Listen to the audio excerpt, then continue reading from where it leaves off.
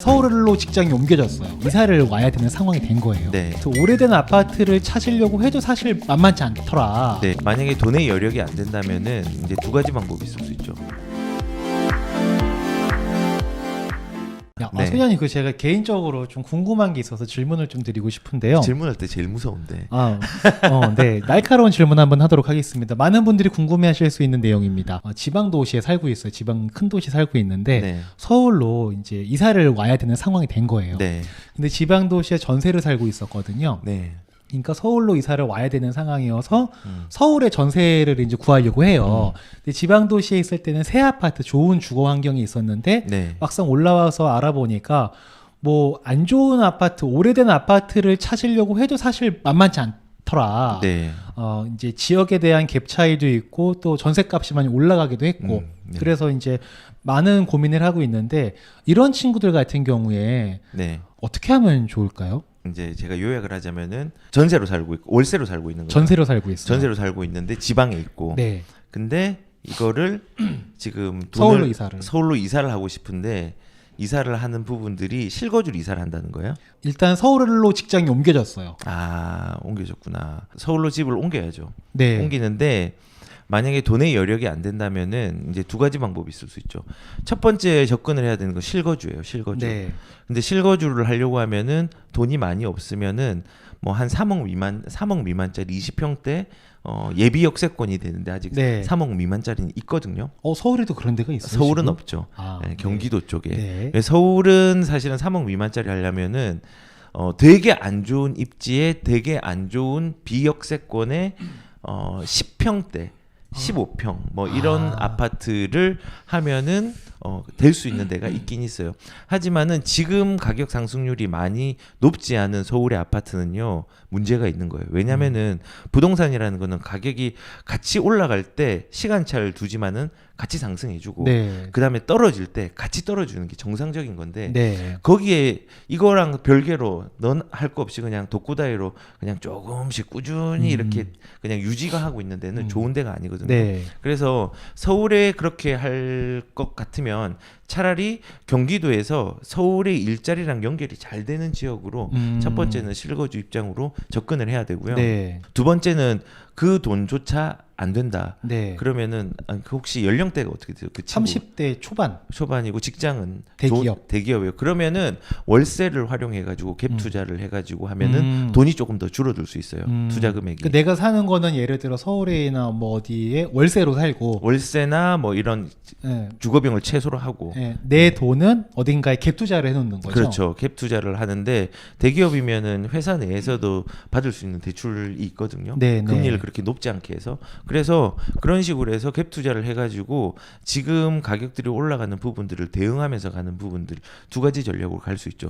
제일 안 좋은 거는 가만히 있는 거. 그냥 여기서 서울에서 그냥 전세로 그냥 조그만 네. 걸로 뭐 경기도나 이런 데로 가는 게 최고 안 좋은 거고 만약에 이 전략 자체가 만약에 뭐 이렇게 갭을 통하고 빚을 내서 하는 거를 50대가 한다 그럼 반대예요. 왜냐면은 노동 수입이 당분간 버틸 수 있는 수익으로 나와야 되고 네. 그리고 뭐 이제 30대면은 아직까지 10년, 20년까지는 그쵸, 창창하죠. 조금은 안전할 수 있잖아요. 네. 그러면은 하셔도 돼요. 이렇게 갭 투자를 조금 빚을 내서 다만 나이가 이제 많으신 분들이 이렇게 하면은 이제 아까 말했던 같이 국채에 대한 금리가 인상이 네. 되고 그다음에 가격들이 올라가는 부분들이 나중에 대출을 갚을 수 없는 여력으로 연결이 되면은 네. 어려워질 수 있는 거죠. 그러면은 이게 내가 월세 살고 이제 갭 투자를 해놓으면 뭐가 되었든 내 집은 생긴 거잖아요. 내가 실거주를 하진 않지만 그렇죠. 내 집은 생기는 거고 집값이만 올라가도 걱정은 좀 덜 될 것 같아요. 그렇죠. 나중에 정 뭐 안 되면은 그래도 들어가 살 수 있는 집은 있는 거고 그렇죠. 그 집값은 이제 고정되는 거니까 맞습니다. 두려움은 좀 없어질 것 같아요. 그 집값이 맞습니다. 오르고 안 오르고를 떠나서라도 그렇죠. 약간 심리적으로 안정이 될 수 있겠네요. 네, 질문 그 실제 사례인 거죠? 네네네. 그리고 왜냐하면 전세에 살던 친구라서 네. 서울에 전세를 올려고 하니까 막막한 거예요. 네. 근데 지금 막막하다면 5년 후에는 과연 괜찮아질까? 10년 후에는 과연 괜찮아질까를 생각을 해보면 더 막막하대요. 맞아요. 그래서 뭘 할지 모르겠다라고 답답한 마음을 그렇죠. 보이더라고요. 근데 이제 집값이 사실은 우상향을 하거든요. 네. 그런데 이제 사람들이 지금 무서워하는 이유는 거의 이제 항상 거래가 되면 신고가가 지금 네, 꼭지일까 봐. 꼭지일까봐. 근데 영원한 꼭지는 없어요. 그래서 우리가 해겔의 변증법을 보면은 이 이데올로기가 옛날에 소련하고 미국하고 이데올로기가 양립현상이 일어났는데 이 소련이라는 나라가 종식되니까 중국과 미국이 또 이데올로기가 형성이 네, 된 거잖아요. 그쵸. 이런 식으로 계속 변증적으로 새로운 구도가 생겨요. 네. 근데 마찬가지로 꼭지라는 것도 이런 새로운 구도가 계속 생겨요. 음. 항상 최고의 고점이 있는데 그 꼭지는 항상 갱신이 돼요. 왜냐하면 화폐에 대한 가치가 떨어지는 건데 그걸 거꾸로 얘기하면은 통화량은 한 번도 하락한 적이 없잖아요. 그쵸. 계속 올라가잖아요. 근데 네. 통화량이 올라간다는 거는 돈의 가치는 떨어지면서 숫자는 올라가고 물가는 상승하는 인플레이션이 나온다는 거예요. 맞아요. 그렇기 때문에 결국은 그런 것들을 대응하기 위해서는 지불을 하나를 꼭 가져가시고 가는 게 중요한데 그냥 신고가 무서워. 하지만요 신고가 다음에 그 다음 신고가가 나와요. 그래서 그냥 신고가란 무서운 게 아니라 이거를 좀 거시적으로 보는 관점도 동시에 가져야 돼요. 물론 무섭죠. 처음에 하면 용기가 안 나죠. 맞아요. 하지만 조금만 용기를 가지면 큰 내 재산을 지킬 수 있는 방어막을 만들 수 있는 거예요. 맞습니다. 네. 그래서 이 주거 환경이라는 게 그 우리 인생을 삶에 있어서 굉장히 중요한 부분이지 않습니까? 네. 뭐 집으로 저희가 지금 뭐 돈 벌자 뭐 이런 얘기를 하는 게 아니라 네. 인생의 안정적인 어떤 큰 축을 차지하는 게 부동산이고 또 부동산에 다가가는 지혜를 나누고 있다 보니까 이런 이야기가 여러분들에게 그쵸. 좀 도움이 되었으면 좋겠다라는 너무 마음을. 안타까워요. 제가 지인 중에 청라 신도시에 네. 사는 친구가 있는데 30대 초반의 부부입니다. 네. 애기 하나 있고 근데 열심히 살아서 현금을 2억을 모았어요. 네. 그래서 이 친구도 2억이 큰 돈이잖아요. 네. 정말 큰 돈이거든요. 네. 그러니까 2억 모았으니까 우리 이제 집 사보자 라고 2억을 모아놓고 나서 생각을 시작을 한 거예요. 2억 정도 있으면 대출 받으면 충분히 할 수 있겠다. 우리 할 수 있지 않겠냐. 좌절했다고 하더라고요. 대출에 40%밖에 안 나오니까 그렇죠. 평균 거기 매매가가 한 7억 8억 정도가 하나 보더라고요. 네, 네. 그러니까 40% 되면 뭐 한 3억 정도밖에 안 나오는 거잖아요. 네, 그럼 2억이 모자라네. 모자란 거예요. 네. 그 신용대출을 아무리 땡기려고 하더라도 모자란 거예요. 신용대출도 막혔어요. 1억 이상에 대해서. 그렇구나. 네. 그러면 결국은 자기가 살고 있던 터전에서 떠나야 되는 거예요. 맞아요. 근데 모든 생활 패턴이 거기 맞추어져 있다 보니까 떠나는 게 또 쉽지가 않지 않습니까? 정말 힘들어요. 그러니까 전세를 한번 연장을 했는데 연장하자마자 이제 전세값이 폭등한 거예요. 그러니까 다음번 전세가 이제 두려운 거예요. 맞아요. 계약갱신을 청구하더라도 네. 4년이라는 네. 유통기한이 있잖아요. 맞아요. 근데 그 4년 후에 그때는 다른 데로 전세 아니면 다른 데로 월세 아니면 매매를 갈 건데 매매가 지금도 안 되면 그때도 좀 어려울 것 같고 그럼 그때 가서 전세로 가려면 지금 전세보다는 높을 것 같고 그렇다고 월세로 가자니 월급 받는 거에서 계속 월세 나가고 하나도 없으면 밑 빠진 독에 물 붓는 느낌이라서 불안할 것 같고 네. 어떻게 해야 되냐 너무 고민이 많더라고요. 맞아요. 그래서 이제 그런 고민을 가지신 분이 많고 사실은 제 네. 고객 중에서도 그런 네. 분이 있었어요. 그러니까 목동에 살았는데 네. 이제 폭등을 할까봐 집을 팔았어요. 네. 팔았는데 집값이 폭등을 할까봐 집을 팔아. 폭락을 할까. 폭락을 할까봐. 예. 그런데 팔고 얼마 있으니까 집값이 막 오르네요. 자기는 전세 무주택인데. 아. 그래서 어쩔 수 없이 저랑 상담을 받고 그 돈에 맞게 일산이 굉장히 많이 올랐는데 그 네. 오르기 한두 달 전에 집을 사가지고 대처를 했어요. 근데 어. 결국은 집값이 지금 많이 올라가지고 인플레이션을 대응을 했지만 네. 문제는 목동하고 일산하고 어디가 좋아요? 보통 학군 그러면은 목동 좋다고. 목동이 훨씬 좋죠. 훨씬 좋죠. 이게 그냥 따지고 보면은 일산은 경기도고요. 목동은 서울인데 서울 그쵸. 중에서도 입지 가치나 교육 수요가 굉장히 높은 지역이 목동이에요. 네, 네. 그러니까 하급지로 갔지만 차선책으로 다행히 했지만은 실제적으로 그 목동의 주거 생활들을 버리고 그쪽으로 가는 거에 대해서 되게 힘들어했어요. 아. 그래서 지금은 이런 현상이 일어나는 거예요. 그래서 이 얘기를 오늘 하려고 한 건데 무조건 일만 하면 안 되는 이유가 네. 이런 이유예요. 우리가 봉급을 계속 받고 그걸로 뭔가를 하려고 하더라도 계속 구매력의 손실이 일어나는 시장이 일어나요. 맞습니다. 이게 무슨 말이냐면요. 눈에 보이는 원금 손실은 없어요. 네, 눈에 보이는 원금 손실은. 근데 실질적으로 손실이 일어나는 시장이에요. 맞아요. 지금은. 네. 그렇기 때문에 내가 일을 해가지고 어떤 사람은 그런 사람이 있더라고요. 아, 내가 지금 집값이 올랐으니까 에이 지금 못 사. 그러면은 내가 이거 못 사니까 나중에 뭐 돈을 모아서 사야지.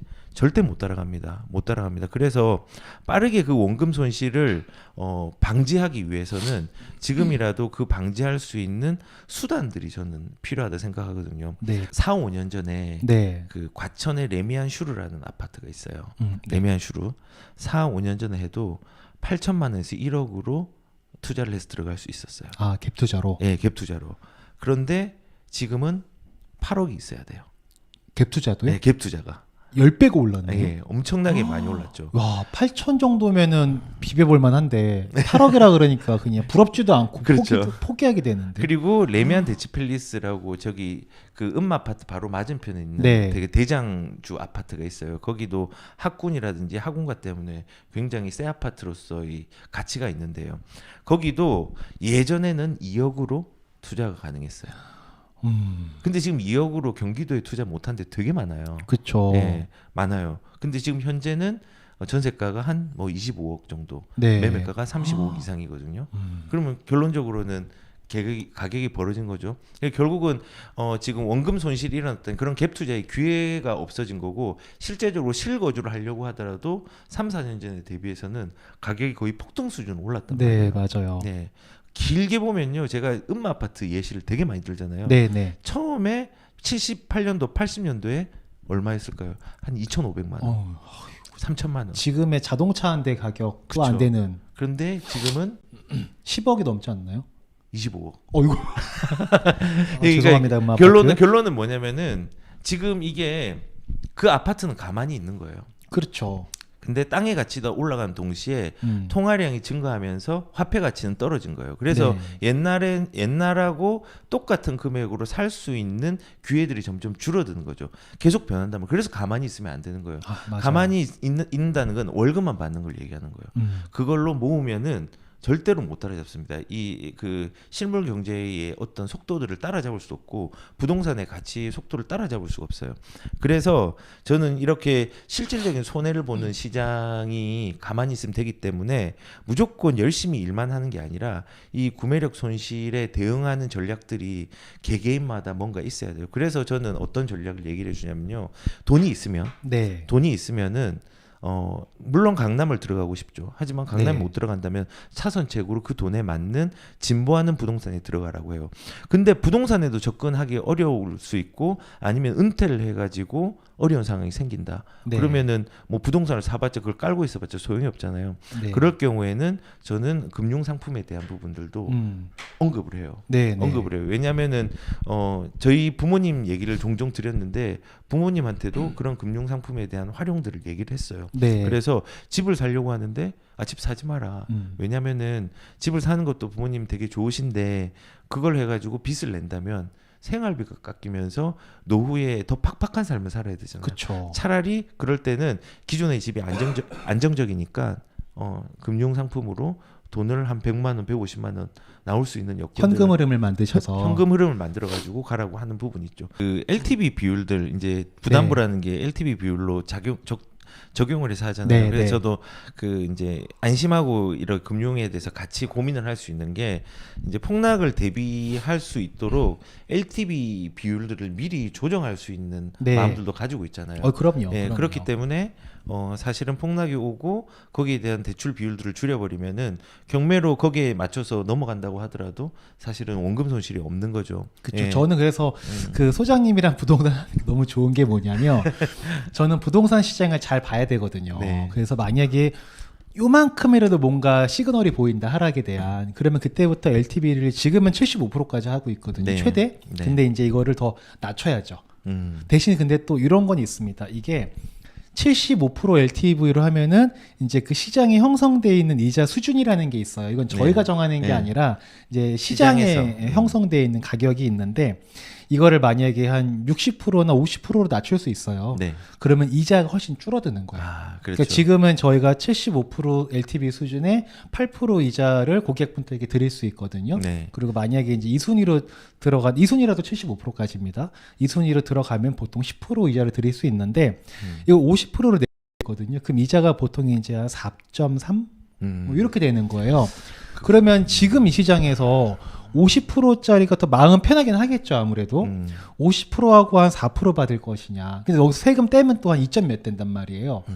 그러면 그렇게 메리트가 있나? 메리트가 막 없죠. 이런 근데 생각이 지금은 드는 내릴 거예요. 필요는 없는 것 같아요. 왜냐하면 이제 폭락장이 와서 가장 극단적인 사례가 반토막이에요. 50%. 네, 네. 그 예를 들어서 그 가격이 많이 오른 만큼 그리고 중심지가 폭락이 오면 직격탄을 맞아요. 네. 타워 팰리스 34억짜리가 네. 17억이 됐어요. 이거 어마어마한 반토막이 난 거죠. 네. 근데 회복은 했어요. 회복은 했는데 그 외에 메인지가 아닌 지역들이 폭락을 맞았을 때는 뭐 3천 빠진 데도 있고 가만히 있는 데도 있고 네. 5천 빠진 데도 있고 네. 그렇거든요. 물론 그거는 가격들이 뭐 과거에 한 5억짜리, 4억짜리가 이렇게 빠진 거죠.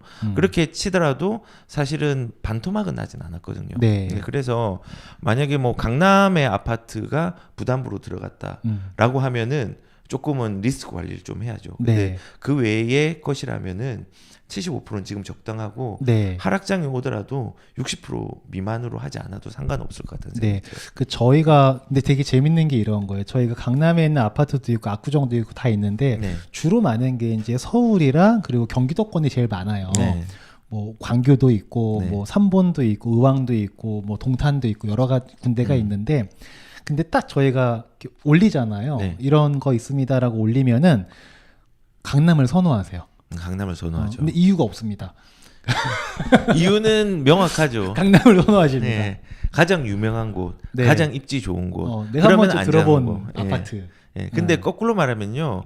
그 하이 리스크가 하이 리턴이에요. 근데 이제 강남 같은 경우도 그런 그 조금 리스크가 있지만은 그게 오히려 수익이 좋다고 생각하는 분들이 많아서 그런 것 같은데 결론적으로는 다 비슷한 것 같아요. 만약에 부담부 같은 경우는 그 이제 LTV에 대한 비율만 잘 조절하면은 좀 괜찮을 것 같은데 어쩌다가 이제 여기까지 나왔죠. 저한테 옆에서 또 소장님의 LTV 이런 거 잘 좀 관리 좀 주물러 주시니까 든든합니다. 네. 네. 아무튼 저도 어저께 라이브 방송을 했거든요. 아, 예. 제가 인사드렸죠. 네. 근데 어저께도 제가 했던 방송 주제도 소장님이 오늘 말씀해 주신 건 거의 비슷했어요. 아, 그래요? 아무것도 안 하면 안 된다. 뭐라도 해야 된다. 그러니까 어저께 했던 얘기 중에 이런 게 있었는데 그 변진섭 씨가 네. 1990년대 연예인 수입 1위였대요. 아, 연예인 수입 1위였는데 얼마를 벌었냐를 보니까 앨범 판매 수익이 13억이었다고 하더라고요. 엄청 큰 돈이죠. 엄청 그쵸. 큰 돈인데 그렇게 큰 돈 같진 않아. 1등인데 그렇죠. 대한민국 연예인 1등 앨범 판매 수익이 13억? 그럼 뭔가 좀 크지만 그렇게 크게 안 느껴지는 게 지금 뭐 아파트 뭐 네. 13억이면 서울에 못 사는 거 엄청 많잖아요. 요즘 로또가 아니잖아요. 그러니까요. 로또 걸려도 서울에 집 못 삽니다. 그러니까요. 그래서 이제 그때 예. 만약에 변진섭 씨가 13억을 벌었는데 그거를 그냥 현금으로 꽁꽁 갖고 있었다. 그러면 지금 우리는 어떻게 평가할 거냐를 보면 되게 어리석은 사람이라고 평가를 할 거라는 거죠. 만약에 우리가 그때 당시에 변진섭으로 그 사람으로 가정을 해보면 네. 내가 90년대 변진섭 씨다. 그러면 나는 과연 13억을 받고 그냥 갖고 있을 것이냐, 뭐라도 사놓을 것이냐, 우량주를 사놓던, 아파트를 사놓던 할 것이냐. 그 선택은 당연히 뭐라도 사놓겠다라는 그렇게 거잖아요. 저도 대답했어요. 네네네. 그러면 맞아요. 지금도 네. 마찬가지인 것 같아요. 지금도 10년 후에 우리가 오늘을 바라보면 내 돈을 가지고 그냥 갖고 있을 것이냐, 뭐라도 사놓을 것이냐를 봤을 때 당연히 뭐라도 사놔야 후회하지 않고 어리석은 사람이라고 평가를 하지 않을 거다. 예. 그러면 과연 나는 내 돈으로 무엇을 사놓았느냐, 사놓긴 했느냐, 이런 거를 따져볼 필요성이 있는 시기인 것 같아요. 맞아요. 그 예전에 용산의 한가람 아파트를 어떤 분이 접근을 하려고 했었는데 네. 한 뭐 2000년도 초반에만 해도 한 3억 정도 했어요. 근데 그때 비싸서 안 샀어요. 20평대를. 네. 근데 좀 지나니까 6억이 된 거예요. 아, 3억대 살 걸. 근데 그 6억짜리가 갑자기 9억이 됐어요. 어이구야. 아이고 지금 6억대 살 걸. 어. 그 지금은 뭐 15억 하거든요. 그러면은 결국은 뭐냐면요. 이게 이제 선택에 대한 문제인데 그 뭐라도 사놔야 되는데 그 선택의 방향이 좋으면요. 우리가 인플레이션 해치 플러스 알파가 되는 거고 선택이 좀 아쉬우면 본전이고요. 선택을 하지 않으면 마이너스예요. 무조건 마이너스예요. 그래서 저는 그러면 아, 나 돈 없는데 그건 사실은 저는 좀 죄송한 말씀이지만요. 핑계입니다. 맞습니다. 핑계. 왜냐면은 투자는요. 돈의 규모가 중요한 게 아니라 작은 돈이라도 시작하는 게 중요하고 네. 큰 걸 할 때는 큰 용기가 필요한데 그 용기를 가지려면요 내 나름대로 가지고 있는 기준이 있어야 돼요. 그래서 그냥 그 기준은 딱 하나예요. 제가 볼 때는 근로소득으로는 돈을 못 불린다. 그러면은 그거를 그 공포가 인지가 되면은 사실은 용기를 가져가지고 행동을 해야 되는 거예요. 네. 뭐든 행동을 해야 되는 거예요. 사실 금액 작아도 투자할 수 없는 게 아니라 지금은 10,000원으로도 투자할 수 있는 세상이잖아요. 그렇죠. 네. 예. 뭐 ETF도 이거 부동산만 얘기하는 게 아니니까. 그렇죠. 예. 세상에 다양한 투자처와 그런 상품들이 있기 때문에 네. 사실 하려면 얼마든지 할 수 있죠. 그렇죠. 저희 그 분도 그 ETF로 막 하다가 네. 이제 좀 불어나서 그걸로 또 부동산도 갖고 그렇죠. 이런 테크트리라는 게 있잖아요. 그렇죠. 순서. 우리가 아는 지인 말하는 거죠. 그렇죠. 네. 그리고 그런 식으로 얼마든지 할 수 그렇죠. 있기 그리고 때문에. 지금 같은 경우는 이제 주식 같은 경우는 ETF를 보면은 네. 조정장이잖아요. 네. 그러면 오히려 이거를 기회로 삼고 아유, 매수 기회죠. 예, 매수 기회로 삼고 작은 돈으로도 들어갈 수 있는 부분들이 있는 거죠. 근데 이런 게 있어요. 참 네. 재밌는 게 모든 투자가 마찬가지인 것 같은데 최근에 엄청 많이 올랐었잖아요. 엄청 올랐죠. 그때 투자하려고 한 많은 분들이 뭐라고 했냐면 지금은 좀 너무 고점이다. 좀 떨어지면 사겠다. 이런 얘기들이 많았어요. 네. 약간 조정됐잖아요. 저는 큰 하락이라고 안 보거든요. 네. 약간의 조정이 됐는데 이건 있을 수 있는 거죠. 네. 근데 조정이 됐더니 더 떨어지면 어떡하냐. 그렇죠. 그러니까 하지 못하는 이유는 너무 많아요. 핑계가 있는 거죠. 그 되게 네. 재밌는 건 뭔지 알아요? 부동산도 똑같아요. 상승하잖아요. 상승이 무섭지 않아요? 왜냐면은 내가 꼭지를 잡을까봐, 상투를 잡을까봐. 네. 근데 문제는 뭔지 아세요? 더 무서운 시장이 하락장. 아, 맞습니다. 왜냐하면 떨어지는 게 더 무섭거든요. 그러니까요. 그때도 못 사요. 그래서 상승장에 사지 못하는 사람은요 용기를 하락장에 더 낼 수가 없어요. 그래서 저는 뭐 주식도 ETF도 마찬가지로 현재가에 사서 꾸준하게 장기적으로 투자하면 실패할 일은 없어요. 네. 근데 부동산도 이거를 뭐 샀다가 팔았다가에 대한 공포를 가지는 것보다 내가 버틸 수 있는 여력들을 충분히 계산을 하고 장기적으로 가져가잖아요. 네. 그러면 이 유동성 시장, 유동성이 떨어지지 않는 이 시장에서는요 실패할 수가 없어요. 맞습니다. 근데 사람들이 계속 왔다 갔다 하는 거예요. 주식도 왔다 갔다 하면서 내가 우량주 들어갔다가 우량주에서 처음엔 좋다가 더 높이 올라가는 게 있네. 그러면서 주변 거를 건드리다가 또 다른 게 있네. 이러다가 네. 결국은 피해를 보고 부작용의 어떤 피해자가 되는 거죠. 맞아요. 부동산도 똑같거든요. 우상향하는 부분에 대해서 장기적으로 보는 거 혹은 단기적으로 볼 수 있는 게 간혹 있을 수 있겠죠. 하지만은 전체적인 프레임이나 맥락 자체를요 길게 가져간다. 네. 예, 그리고 규제 시장이니까 주택은 하나밖에 못 사니까는 지금은 좋은 물건으로 길게 가져간다. 네. 우선은 그렇게 가져가면은 실패는 안 해요. 맞아요.